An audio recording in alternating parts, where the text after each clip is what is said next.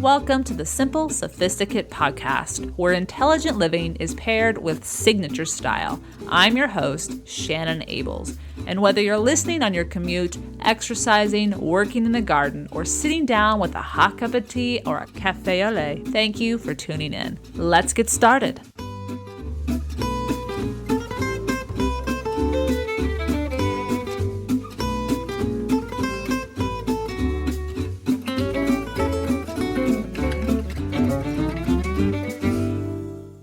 Welcome to the 183rd episode of the Simple Sophisticate.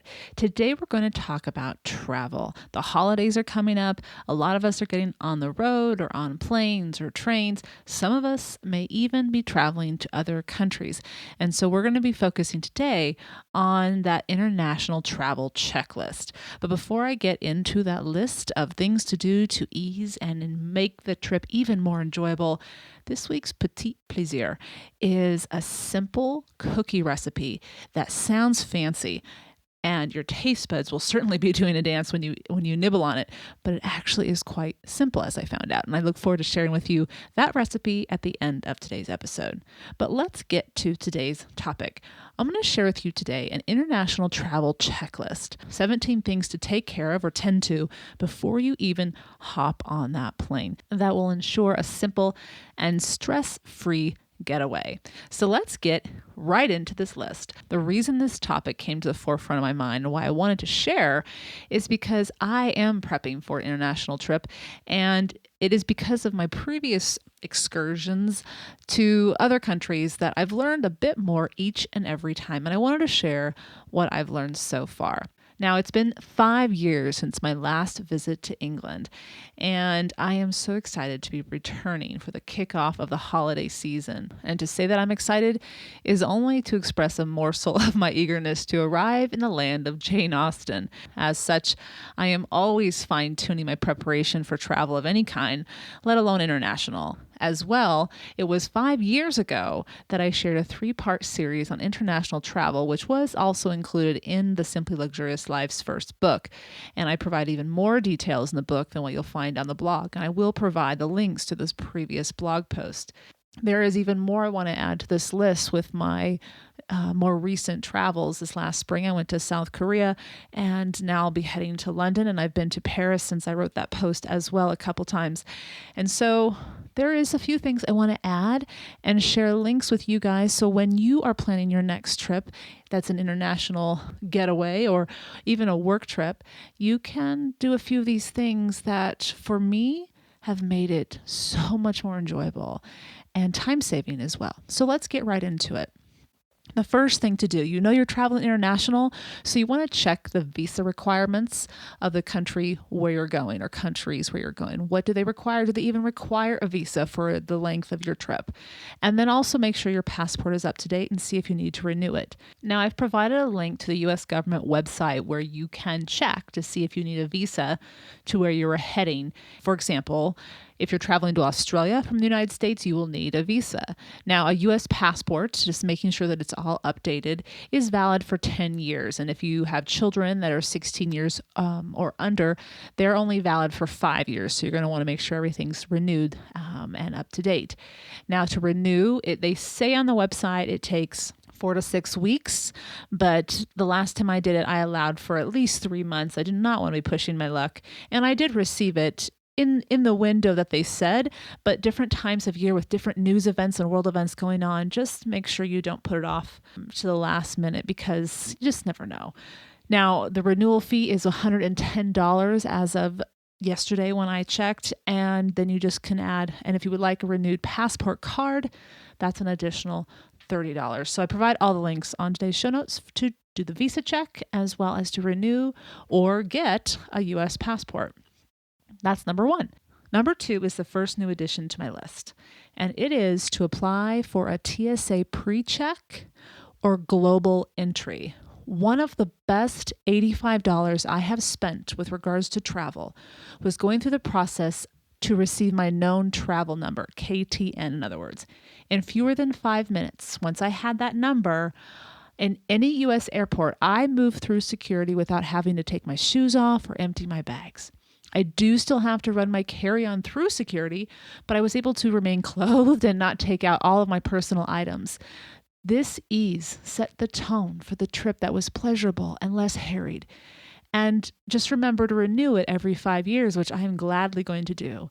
It was just such a time saver and it reduced my stress immensely. Having been in situations where the security lines are uber long and for whatever reason, the time that you've arrived at the airport is shorter than you expected.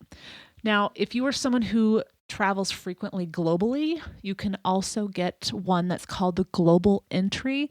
And because the TSA pre-check is just for United States airports, whether you're traveling to an international destination or not, it's for any of the US airports. But you are going to, when you come home from that international destination, have to go through security checkpoints and go through whatever their check is, unless you have a global entry number. Now, not every country has this, and so I've provided a link to the countries and their airports that accept the global entry as well. Unless you travel a lot or frequently, every country is going to be a little different.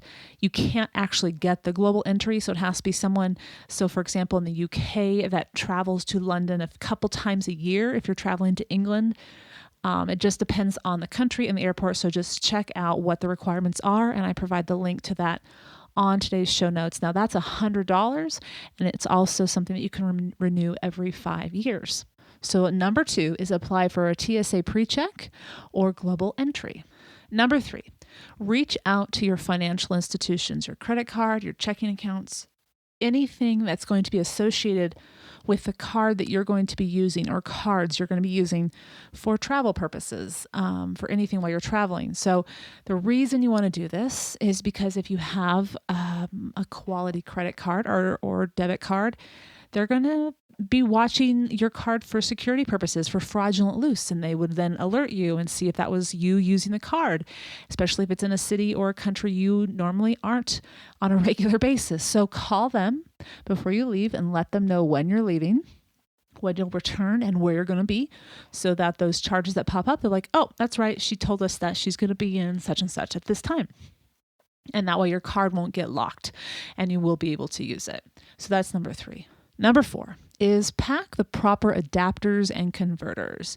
So in my first post over 5 years ago, I recommended a particular brand of adapters that while they worked, I found them to be too flimsy over time and often didn't stay in the socket. The post I've since updated, and I'll provide a link to that previous post. It's all been updated. So then that meant that the hunt continued for a better adapter. And I am very excited to share with you an adapter by the company Septix. And it offers adapters for all the different countries out there and all the different electrical outlets that you may use. And they're only $7 for 3 of them, which is very affordable. Again, I'll provide a link to that particular brand of adapters. Now, I also go into whether or not you need a converter, and I provide a link to the one that I still have and still use. It's from Walkabout, and it is something that you may want to have on hand just in case. The last 2 times that I traveled, once to Paris and then South Korea, I didn't need a converter. I was using my computer the entire time, but your computer typically will be able to convert automatically. It does it on its own. You want to check that obviously before you plug it in, but for the most part, you'll be fine. But just in case, if you want to make sure that you have a converter for something that doesn't convert on its own, you might just want to pack a converter along with your adapters. All right, so that's number 4. Number 5, purchase any necessary sleep aids to alleviate jet lag as much as possible. Now we're talking about over-the-counter sleep aids, but everyone has their things, so do what you need to do. It could be as simple as just bringing your sleep mask or packing a pair of really nice, comfortable pajamas to change into if you're on an especially long flight. Now, I have tried to get rid of jet lag, never have it, to make sure that I never will have it. And I have found that it is impossible. In some capacity, I always get jet lag. Even when in the moment, I arrive at my new destination and I'm thinking, oh, I'm feeling great. For 2 days, I'm doing wonderful. On reflection, I definitely was still jet lagged. I just didn't know it at the time. So unless you have a secret you would love to share, there's always going to be a little bit of jet lag you're going to have to deal with. And so when you get that extra sleep, when you hop in that plane, that will help alleviate it even just a little bit to help your body sync a little bit quicker to the time clock that you're going to be on at your new destination. So just whatever it is you're going to need to help you sleep, if you're going to try to fall asleep, make sure you pack that. That's number 5. Number 6 is to educate yourself about the culture. So this is all the things you need to do before you hop on that plane. So if you've never traveled to your destination, you want to do your homework. Come to understand the customs and expectations. And if the country speaks a different language, learn the basic greetings. Hello, thank you, and know how to ask for different things. And I provide a list of the common terms and phrases you may want to learn how to say in my previous post, which I'll provide a link to. And that was number 6 that we just talked about, which is educate yourself about the culture you'll be visiting. Number 7, check the driving license requirements. If you're planning on renting a vehicle, check to see if the country you'll be driving in requires an international driving license or permit. Some countries simply need your driver's license from the country you are from, but others are more particular. I'm going to share a link from Rick Steves. He writes about driving in Europe and goes into great detail about which countries you probably are going to want an international driving permit and others you probably don't need it, but if you have it, it's not going to hurt.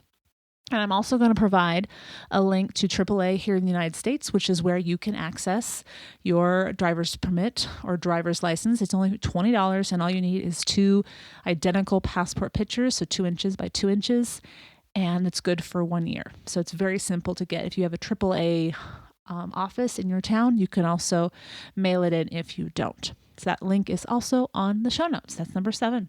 Number 8, purchase transportation passes in advance. If when you arrive, you will be using the local transportation, the subway, the metro, the tube, buses, etc., consider purchasing in advance, if it's available, the necessary cards. The reason I suggest this is when you've been on a long flight, for example, London, I'm on a 14-hour flight, and when you get off the plane, if you're not going to be taking a taxi to your accommodations, but instead taking the rail, which is very doable and easy in London, you may want to get your passes already in hand so you don't have to fuss with that when you're off the plane and you're exhausted and you just want to get to your accommodations. Now, London allows you to do this. You can buy their Oyster card for visitors online, and you can actually receive discounts for doing that, so discounted fares. And it's actually a card, just like a credit card, that you can keep. It's not something you're going to toss just in case you go back to London. So if you want to recharge the card, so it's something you want to keep. But it just is something to have done beforehand to ease a little bit of that stress, especially in that moment when you've just arrived and you are excited, but your mind has not caught up with your dreams, I guess you could say. So that's number 8. All right, I'm going to take a quick break to introduce you to the sponsor of today's episode. Owning quality clothing, well-made clothing, is an investment, and I have particular designers and brands that I trust, but I would prefer not to pay full price. Today, I'm excited to introduce you to Swap.com.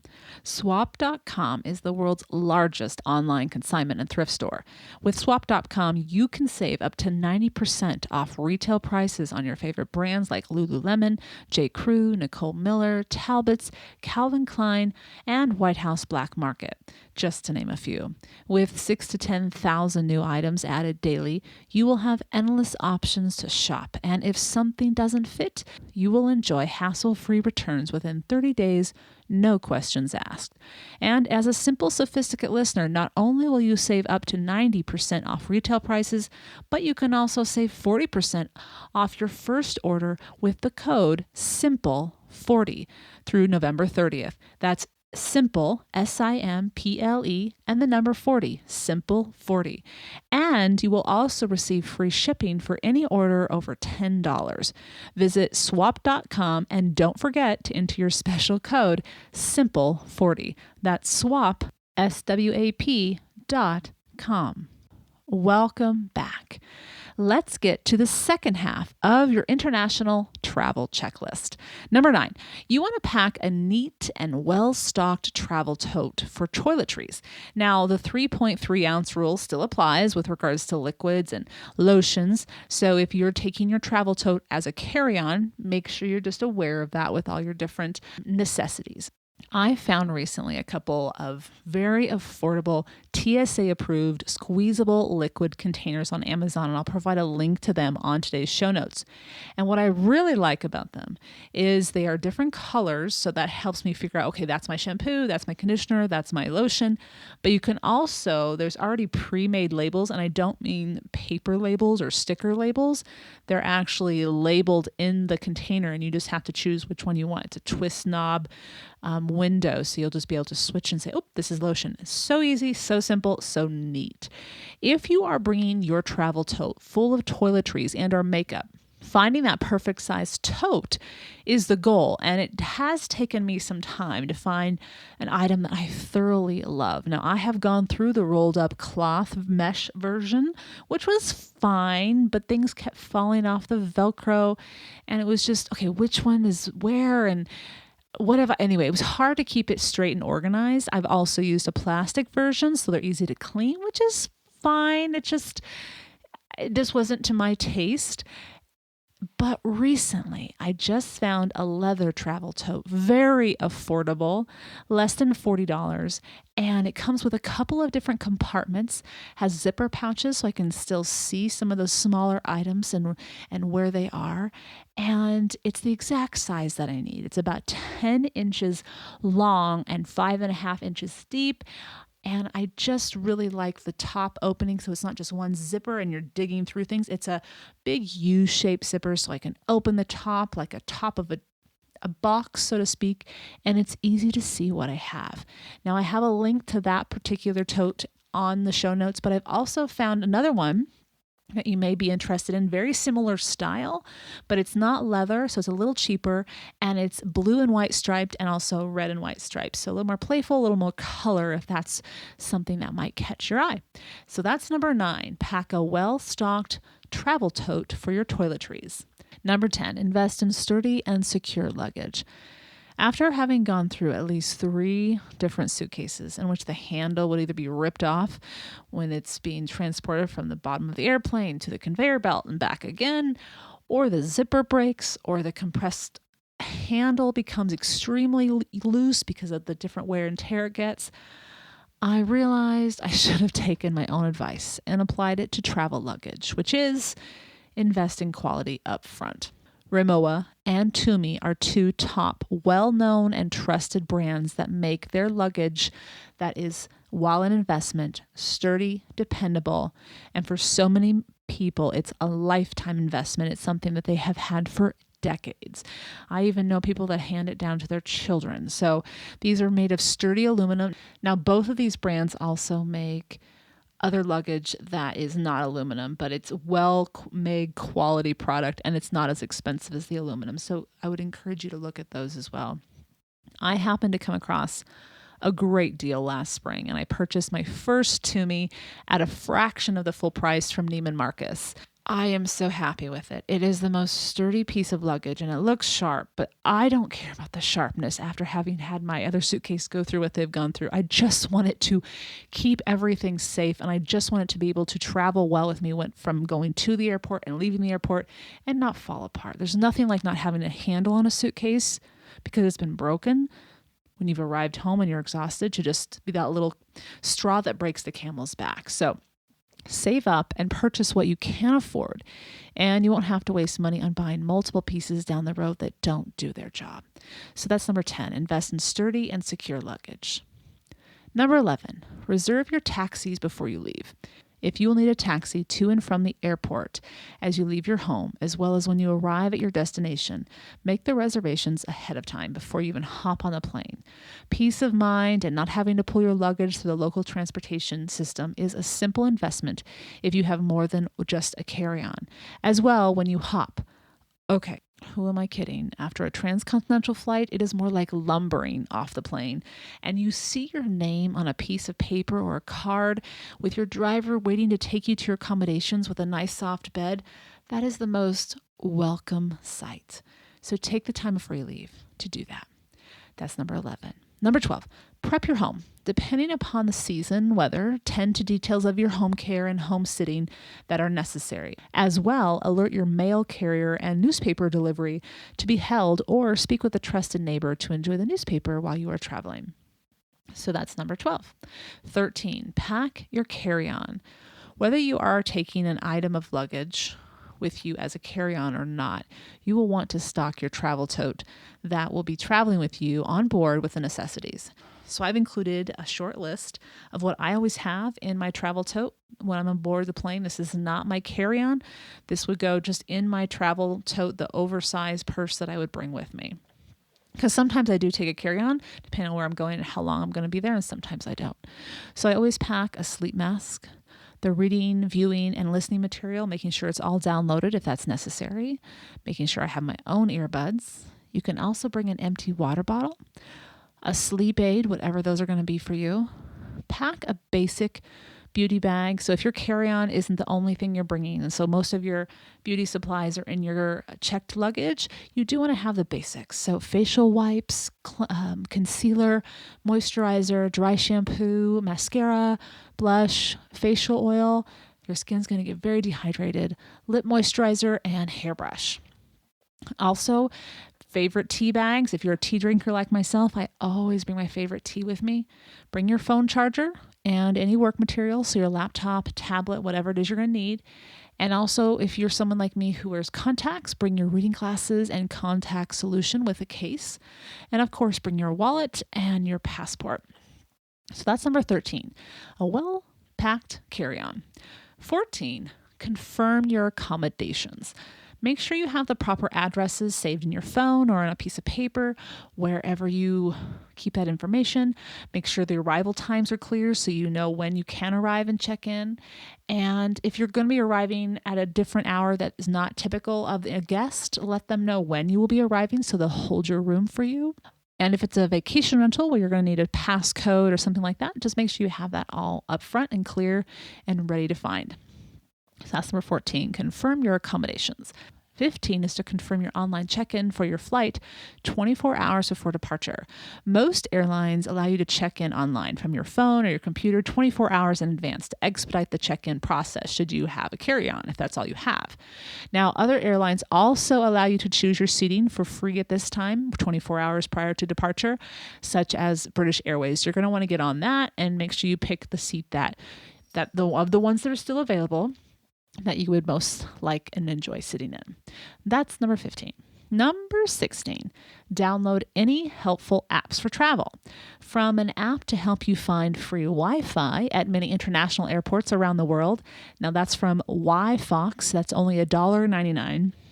And while sometimes those Wi-Fi codes are easy to find, sometimes they're not. Depends on where you are. So some of them don't even need a code, but sometimes you do. So this just helps you out and make sure you can always get Wi-Fi wherever you are at. And so you're not being charged data as well. So you're also going to want to look for transportation apps for your city that you're going to be arriving in and traveling in. So it could be for the subway, the bus system, whatever, just maps that are going to help you get around that city. Make sure if you don't already have this on your phone and you're going to be using Uber, make sure you download the Uber app and the airlines on which you're traveling so that you can easily show them your ticket on your phone and you don't have to have a paper ticket. This is something that most of them are free. Some of them are not. Depends on what you need, but get those downloaded now.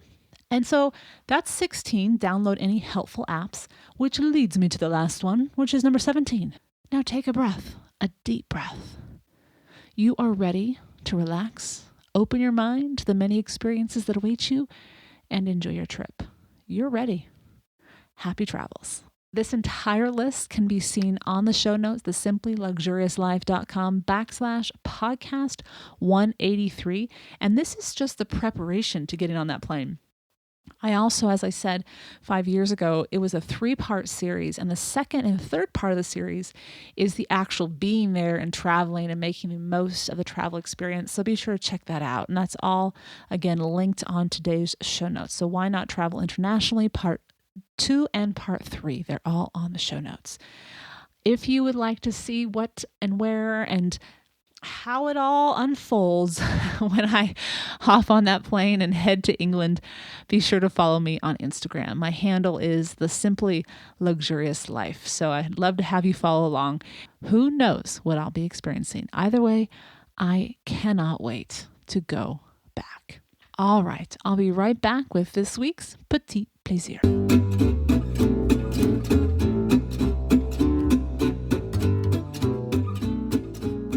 All right, this week's Petit Plaisir is the chocolate almond praline cookies that you may have seen on my Instagram feed last weekend. They are absolutely deliciously dangerous, good, melt in your mouth. They just go beyond your expectations. And I kid you not, it has to do with the praline paste that you're going to make. That's going to sound complicated when you read the instructions, as I initially thought it was going to be. But it's so simple to make. All you need is a food processor, sugar, and almonds. Voila. And you can make your praline paste. So simple. Anyway, I found this recipe in Bon Appetit magazine for their Thanksgiving issue recently. And I'm always looking for recipes, pulling them out. And I have this big cork board in my kitchen and I post up the different recipes like, Shannon, try this someday, try that someday. Anyway, this one didn't sit up there for long when I looked at it quickly one day and I said, I have all these ingredients. Oh, let's make this. And so that's exactly what I did last week.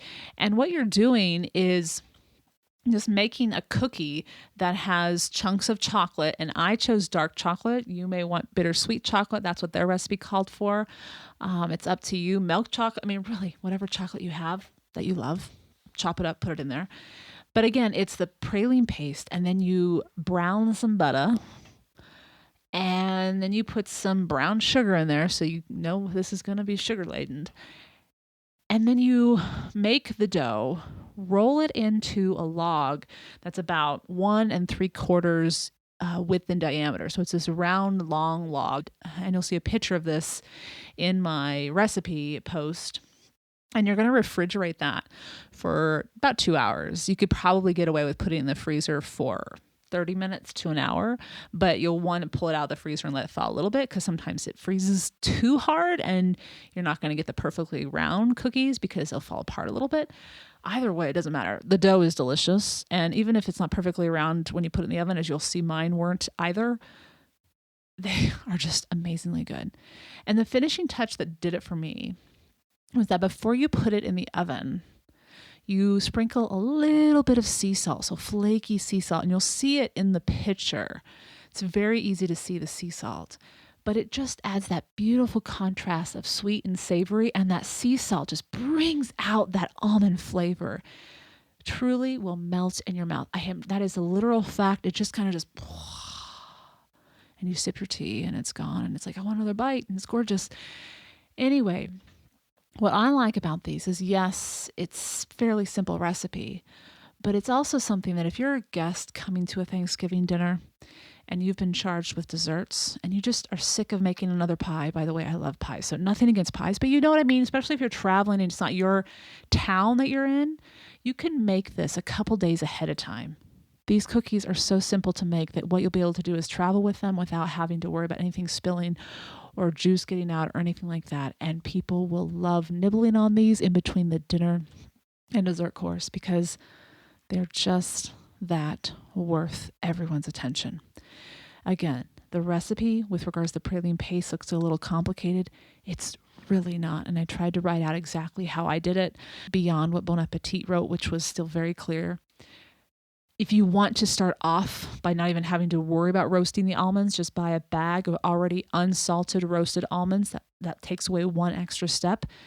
And in no time, you're going to have the dough put in the fridge, and then you'll be able to cook it whenever you have time or are able. And here's the thing about cooking it.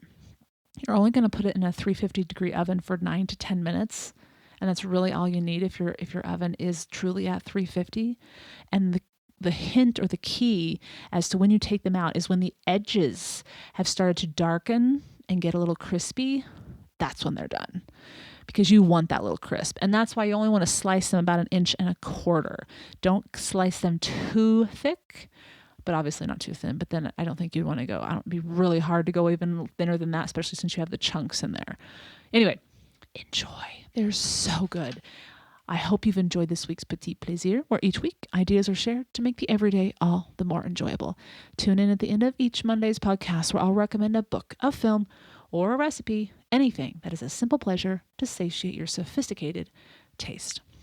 And you'll find the recipe on the show notes, thesimplyluxuriouslife.com/podcast 183.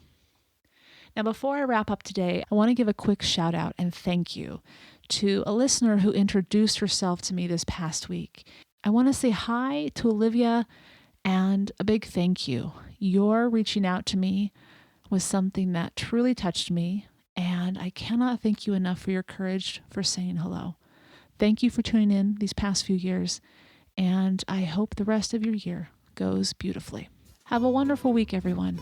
And the next time you hear from me, I'll be in London. Well, the podcast won't be in London, but I'll be in London, and I hope you come along and then see how the trip goes. Happy holidays.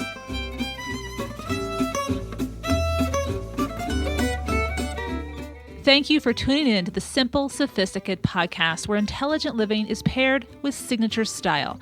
For more ideas and inspiration throughout the week, stop by the blog, thesimplyluxuriouslife.com, or pick up the book, now available on Audible, iTunes, and Amazon, as well as in paperback, Choosing the Simply Luxurious Life, A Modern Woman's Guide.